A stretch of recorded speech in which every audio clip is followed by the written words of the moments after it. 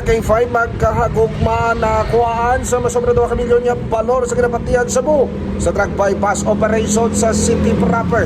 Dari detalye sa ating balita.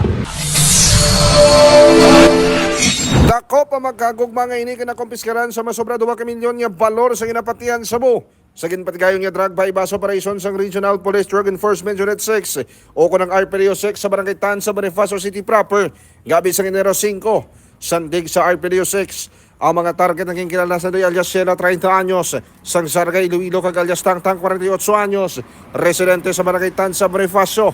Nabakla na magkagugma sa isa ka plastic sa 6 ang ginapatian sa Cebu kag nagabugat ang kabilugan nga na-recover sa ila sang 328 grams kag 2 ka milyon 166 mil pesos ang market value.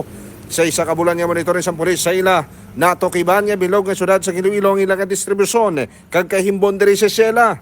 May kaso sang unang robbery si Tangtang kag sa illegal nga droga naman kay Sheila. Nagapanginwala naman si Tangtang nga nagabaliga sang Cebu pero minado nga nagagamit ini.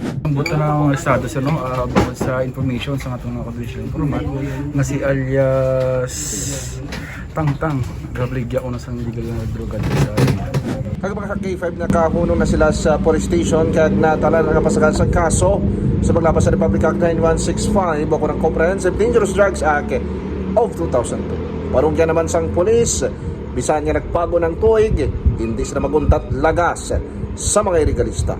Ako naman si K5 Aaron Refoyo para sa Kampiyon na Balita Serbisyo Publiko kag Kalingawan sa Iloilo, K5 News FM. Balita ang ginadulong sa inyo sang DTX Coffee Mix. Himo sa natural nga sangka pareho sang amarkuso, chia seeds, sugared cane extract powder. DTX Coffee Mix. Nakakapi ka na, naka-detox ka pa. DTX Coffee Mix. Mabakal sa mga butika.